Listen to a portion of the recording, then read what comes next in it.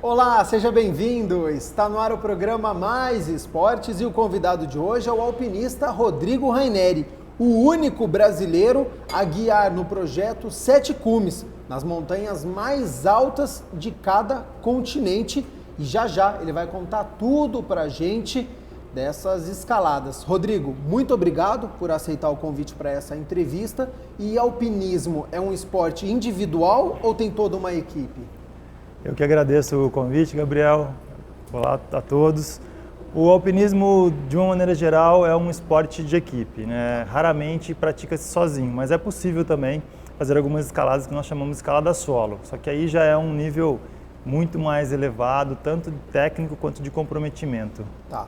Rodrigo, você já escalou o Monte Everest 3 vezes, já escalou a Aconcagua e já eu vou pedir para você contar um pouquinho dessa experiência. Agora, quando você chega, por exemplo, no cume, você bate recorde, como é que você prova isso, se você está escalando sozinho? Olha, boa pergunta. De uma maneira geral, nós escalamos para satisfazer os nossos sonhos, as nossas vontades. Mas aí o pessoal começa a pedir prova das coisas, né? Então, de uma maneira geral, nós utilizamos uma máquina fotográfica para você fazer imagens. Tem também os localizadores via satélite, né? Os geolocalizadores que a gente leva. Só que, eventualmente, uma temperatura de 30 graus negativos, 35 graus negativos, a máquina não funciona, o localizador congela. E aí, a princípio, é muito tênue essa história de você provar ou não que você esteve lá, né? Então, por exemplo, se você falar para mim que escalou o Everest, eu sei detalhadamente todas as passagens até chegar lá. Então, a gente pode sentar aqui e bater um papo, aí eu vou auditar se realmente você escalou o Everest e está dizendo que chegou lá. Eu estou perguntando isso porque quando eu fui fazer a pesquisa para essa entrevista, eu vi que tinha alguns alpinistas que falaram, não, eu fui o primeiro, não, eu já fiz isso. Ou seja, tem que ser algo conversado se não tiver nenhum registro. Exatamente. Tem até uma história na minha expedição para o Monte Everest em 2005, se eu não me engano, que um rapaz da Malásia, ele demorou quase 12 horas para chegar na metade do caminho, né, do último acampamento até o cume, e aí depois ele diz que em 2 horas ele chegou no cume e voltou tudo em 4 horas. É uma história um tanto quanto sensacional, né? Então, é difícil acreditar. Exatamente. Quando você decide fazer uma expedição, quais são os passos? Você tem que analisar o clima do local, você tem que ter uma autorização de alguém? Exatamente.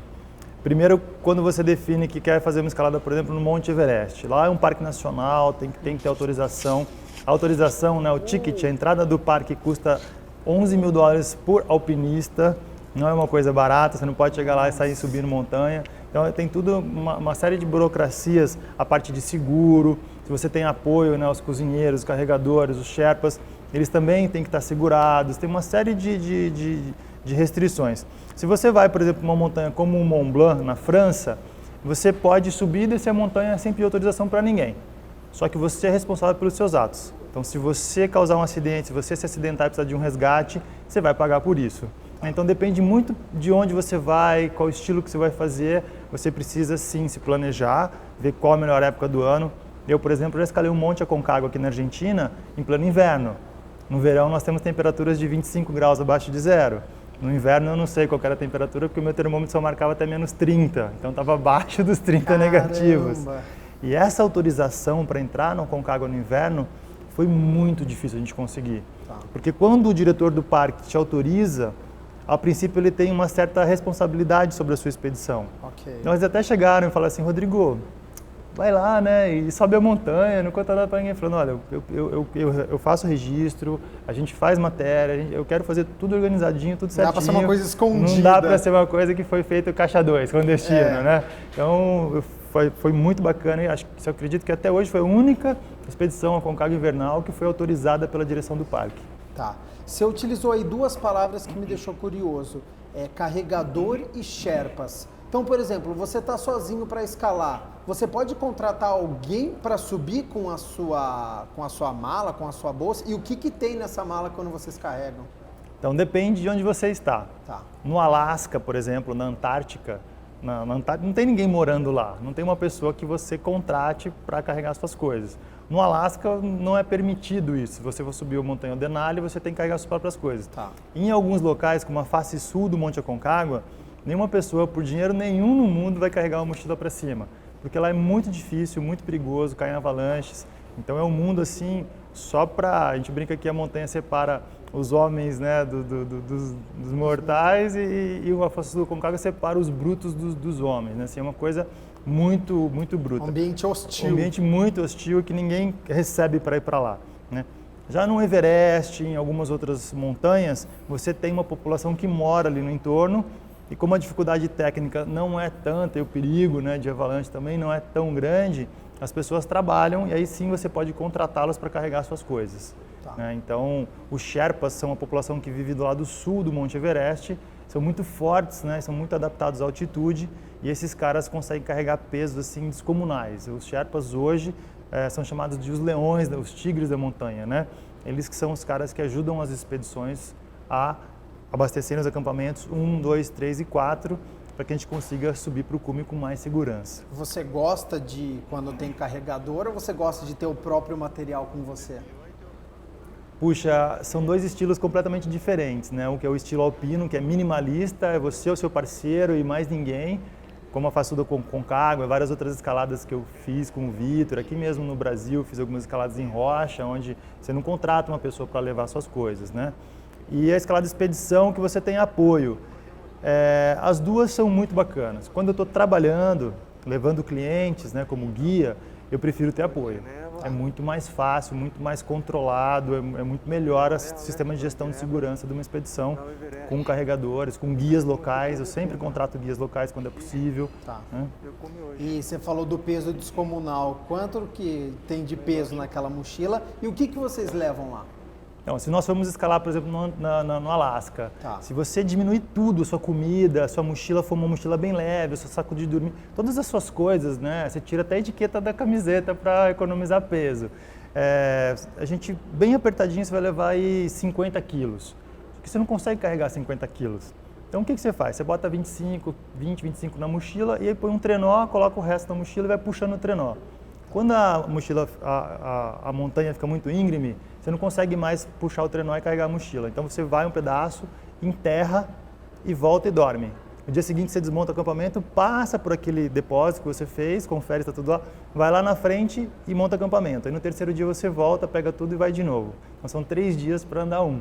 Né? Você começa complicado. Você começa a expedição com 50 quilos e termina com quanto? Aí, por exemplo, a comida e o combustível você vai consumindo. Certo. Né? O restante, a barraca é o mesmo peso, para ida e para volta, uma série de coisas. Então você começa uma expedição aí com uns 50 quilos mais ou menos e termina a expedição com uns 35 quilos mais ou menos cada um. Ou seja, é pesado, né? Mas eu já cheguei a carregar mais de 35 quilos na mochila, o que depois de alguns anos, né, acabou já me causando fortes dores nas costas. Tá certo.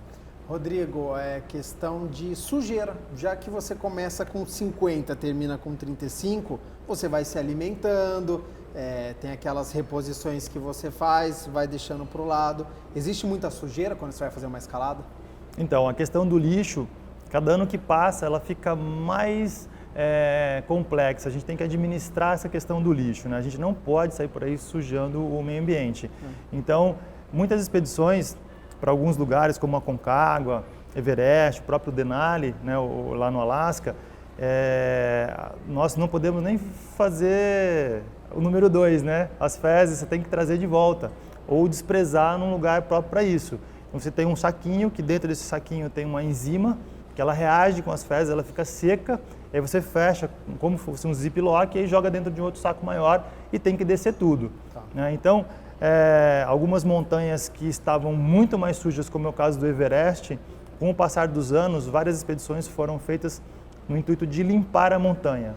Temos sim o problema do impacto, temos sim o problema do lixo, mas eu vejo que a cada ano a conscientização aumenta e o controle também aumenta. Então o problema do lixo, cada ano eu vejo que está diminuindo. Ok. Falando um pouquinho sobre a sua formação, você é formado em engenharia pela Unicamp. Isso te ajuda em alguma coisa no alpinismo? Puxa, ajuda muito. A nossa bagagem de conhecimentos nos ajuda a resolver problemas. E uma expedição para um lugar inóspito, um lugar desconhecido, você tem muitos problemas que você não conseguiu prever. Por mais que você seja um cara experiente, por mais que você tenha feito um bom planejamento, acontece uma série de coisas que é muito difícil resolver. Uma vez eu estava no acampamento base do Everest, com uma equipe, né, da grande canal de TV fazendo a cobertura, a tensão do gerador começou a variar e queimou as nossas fontes, queimou. Então a gente ficou, né, numa expedição para o Everest, uma expedição de mais de 2 meses, com uma equipe de reportagem, sem ter uma fonte de energia e com os nossos quando você põe na tomada e carrega o laptop, você põe na tomada e carrega telefone via satélite, você põe na tomada e carrega a antena, né? Não tinha mais nada disso. Não tinha mais nada disso. Puxa, aí foi uma correria para a gente conseguir resolver esses problemas. Na hora de você, por exemplo, captar a imagem, compactar a imagem, fazer um login remoto para fazer um upload, um download lá do outro lado. Toda essa questão de tecnologia, telecomunicações e mais o pensamento lógico ajuda bastante a engenharia te ajuda a resolver o problema. Então, até hoje, em todas as minhas expedições, eu sempre consegui captar e enviar material para o Brasil. Então, isso deixa tanto os patrocinadores quanto, né, os veículos de comunicação mais tranquilos, sabendo que se a gente tiver algum problema em campo lá, a chance de a gente conseguir resolver é muito maior, porque a gente tem conhecimento. Chama o Rodrigo, que é engenheiro, que me ajuda. E a gente tenta, não resolve tudo. Metade é alpinista, metade é engenheiro. engenheiro. Tá certo. Rodrigo, você começou a escalar com 19 anos. Tem uma idade mínima para começar? Olha, a partir do momento que você consegue ficar durinho já, você pode começar a escalar, né? Sabe quando o nenê anda na parede e tal, ele já podia começar a escalar. Então, crianças podem começar já em parede de escalar. Né? A biodinâmica, né? A escalada, subir nas coisas é natural do homem, né? Nós fomos perdendo isso a partir do momento que nós descemos das árvores, né? E viramos aí os bípedes, né? Começamos a andar sobre as pernas, mas a escalada é um movimento natural. Ela dá muita concentração, ela dá muita consciência corporal de quanto que você consegue subir, quanto que você está de peso numa perna na outra. Então a escalada é recomendável para qualquer idade. Tá, uma criança começou na escalada, tá gostando, quero subir um Alpe, quero uma coisa maior, ela já pode? Não, então aí a gente tem que começar a controlar o ambiente, né? Se você está numa academia, numa parede de escalada dessas agarras são de resina, então não cai pedra, a sua ancoragem é muito boa, tem né? Equipe de segurança. O cinto está super bem preso, a chance de uma criança cair é zero, a não ser que tenha falha humana. Né? Mas mesmo assim os equipamentos têm trava automática, hoje em dia assim, não é para ninguém cair escalando, brincando numa escalada. Quando você vai para o ambiente natural, aí você começa a ter abelha, queda de pedra, chuva, vento, poeira no olho. Você começa a ter uma série de outras coisas que vão gerando um pouco mais de insegurança, né? O ambiente vai ficando cada vez mais inóspito. E numa montanha alta vai ter gelo, neve, avalanche, enfim. Então, eu não aconselho crianças irem para alta altitude, onde falta oxigênio, né? Tem hipóxia, conforme a gente sobe vai acabando o oxigênio. Não aconselho crianças irem para lugares onde você tem risco de queda, né? Porque você não tem que estar um adulto cuidando de uma criança o tempo todo, né? É outra história. Você falou de abelha, de pedra. No segundo bloco a gente vai começar o bloco com as suas histórias. Você já falou aí 2 temas que me chamaram a atenção. A gente vai fazer um rápido intervalo e já a gente volta com o segundo bloco, Rodrigo Raineri, alpinista.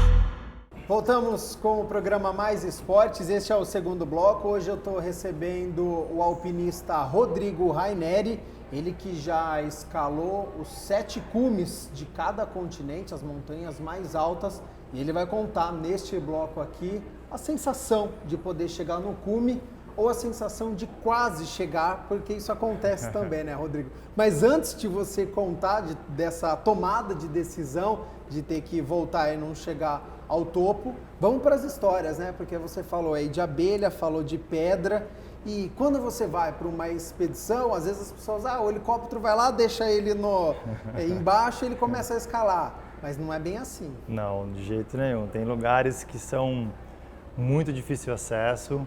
Inclusive eu tenho um livro, né, No Teto do Mundo, onde eu conto diversas histórias interessantes.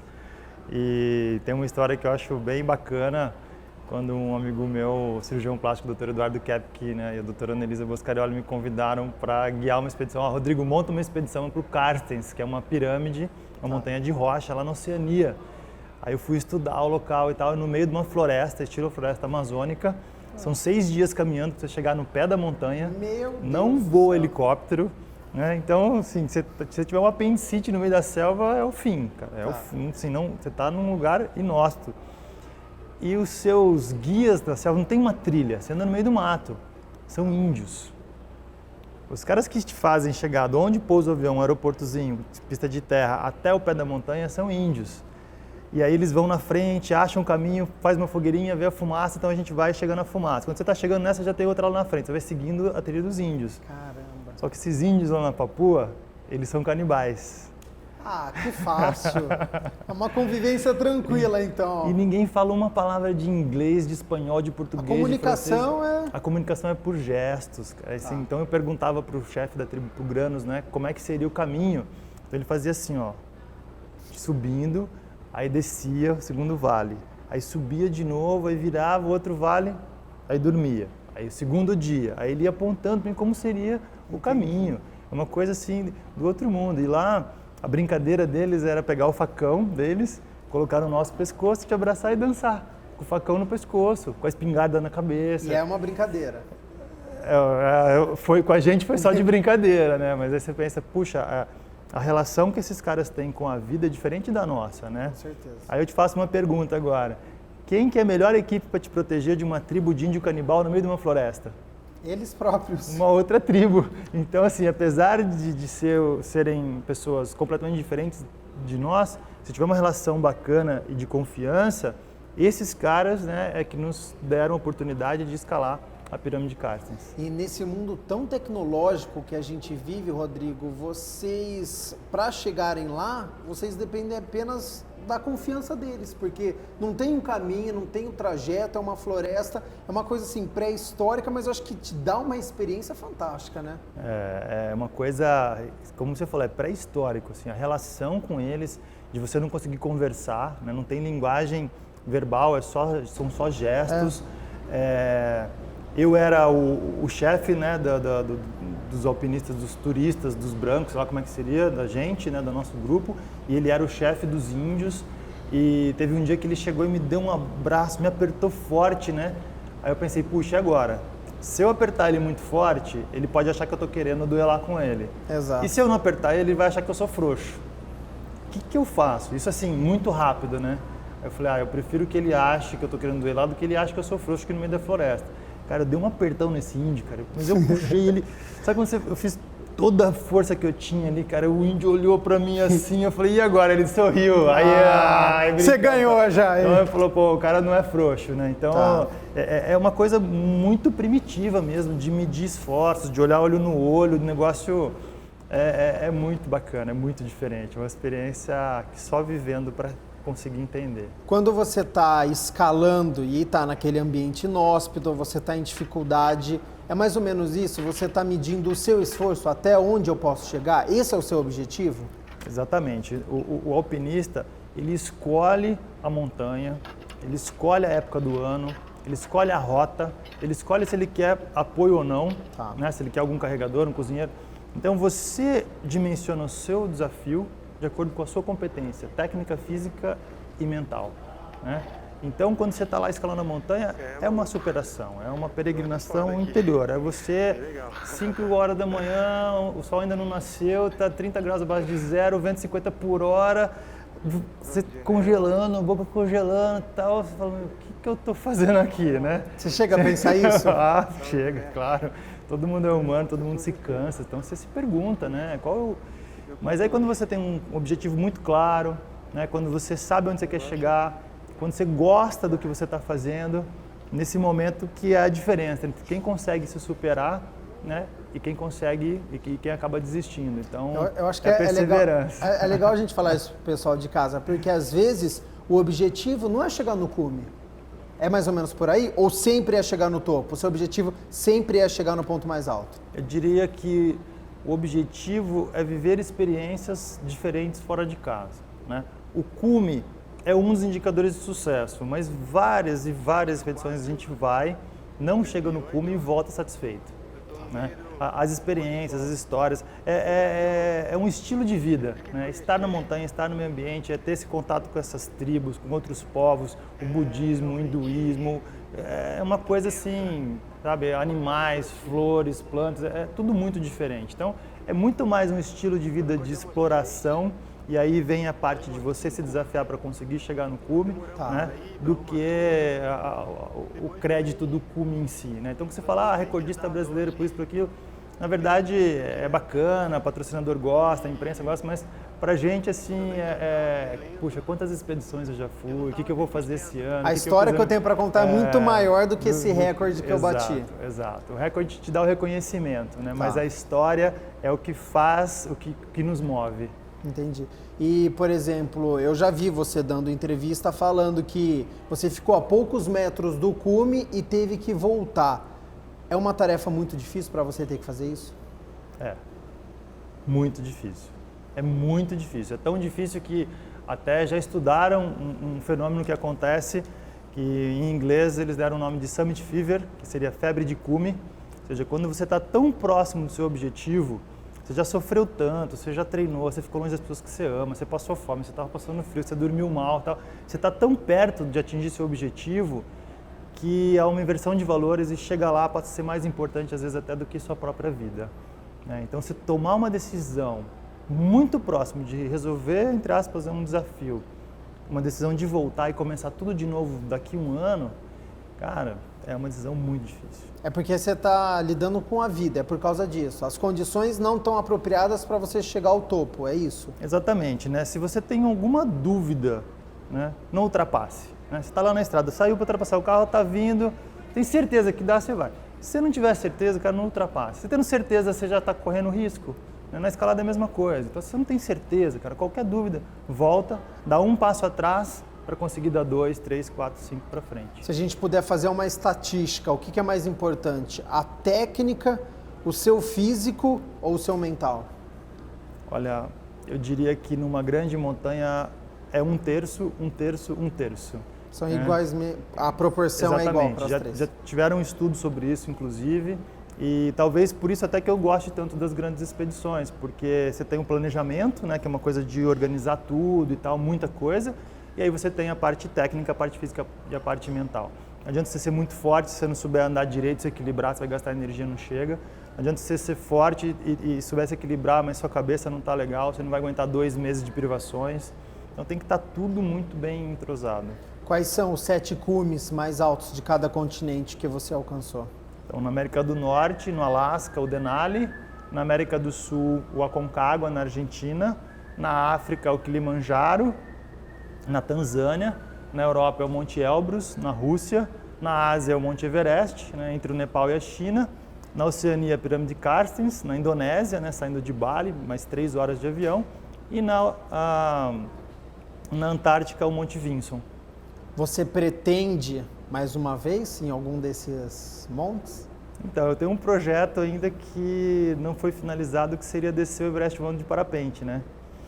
E eu ainda estou pensando, estou, na verdade, inclusive até me preparando, vendo. É um desafio muito difícil fisicamente, né? É muito tempo longe, a hipóxia, a falta de oxigênio judia bastante, carregar peso judia das costas. Então, tomar a decisão de ir é uma decisão difícil. Ao mesmo tempo, o Brasil, né, está começando a sair da crise agora, a gente precisa de patrocínio, precisa de recurso. Então, eu estou pensando aí em, de repente, ir para o Monte Everest de novo em 2019. Vamos ver. Seu próximo objetivo esse ano? Esse ano eu vou levar um pessoal para o Peru. Nós vamos escalar uma montanha chamada Alpamayo, que já foi considerada num estudo, né, num survey, né, num questionário, assim, numa enquete que foi feita nos anos 60, a montanha mais bonita do mundo. Né? Então, a princípio, estou indo conhecer uma montanha que eu ainda não conheço, que já foi considerada, né, a montanha mais linda do mundo. Você está com quantos anos, Rodrigo? Estou com 47. 47. Tem história de se aposentar no alpinismo? Com o passar do tempo, já que a parte física é importante, vai ficando cada vez mais difícil para você? Vai ficando cada vez mais difícil. Por isso essa minha dúvida de voltar para o Everest. As expedições de longa duração exigem muito do corpo. Longa né? duração é quanto quando você 2 diz? meses, 2 meses e meio, uma expedição. Né? Você sai, uma expedição de 3 semanas é uma expedição grande, mas já hoje para mim é uma expedição média. Tá. Né? Então, mas dá para escalar montanha a vida toda. O que você tem que saber é escolher a rota, escolher a data, escolher o apoio.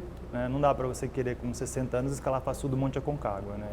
Esquece. Faltando apenas 2 minutos para encerrar o programa, as últimas 2 perguntas. Quando você escala, é sempre na neve ou tem rocha, tem outros ambientes? Tem rocha, tem, né, o gelo, a neve. O gelo e a neve são um pouco diferentes, seria mais ou menos como a areia e a rocha, sabe? A neve ela é mais fofa, é mais esfarelenta e a rocha e o gelo é mais duro, né? E várias escaladas, por exemplo, Passo do Aconcagua, que eu já fiz, você está escalando no gelo, aí tem um trecho de rocha de 10, 15 metros, então você tem que escalar na rocha com os equipamentos, aquela piqueta, o crampão do gelo. Não tem como trocar. E aí volta para o gelo de novo, eu preciso uma escalada mista, né? Essas escaladas são tecnicamente as mais difíceis, né? Porque você está em terrenos mistos. E faltando 1 minuto agora, a última pergunta. Qual que é o seu objetivo ainda no alpinismo? Puxa, eu gostaria de passar muito conhecimento ainda para os jovens, para as pessoas que assistem às minhas palestras. Eu acho que tem grandes lições que podem ser compartilhadas. Inclusive, eu estou escrevendo aí um 3º livro, né, falando sobre isso. E acredito que a vida ao ar livre é uma vida muito saudável. Então, com essa urbanização do mundo hoje, pregar um pouco desse desprendimento, de viver ao ar livre, com um pouco menos de recurso, acho que faz parte aí do que eu gostaria, além, claro, de sempre fazer tudo com muita segurança, né? Segurança acima de tudo. Bacana. Bom, você contou a história aí, sem tecnologia, você passou 6 dias na selva, tá bem, tá vivo, é possível viver sem tecnologia. Rodrigo, muito obrigado por essa entrevista e até uma próxima oportunidade que com certeza vou te convidar, que tem muito mais conhecimento e eu quero que você passe esse conhecimento aqui na TV Câmara Campinas. Poxa, Gabriel, é uma honra, é um prazer poder vir aqui conversar com vocês e vamos mandar umas fotos de montanha aí para todo mundo curtir. Beleza, combinado então. Fim do programa Mais Esportes com o Rodrigo Raineri. A gente volta segunda-feira que vem, sempre às 11h30 da manhã. Até lá.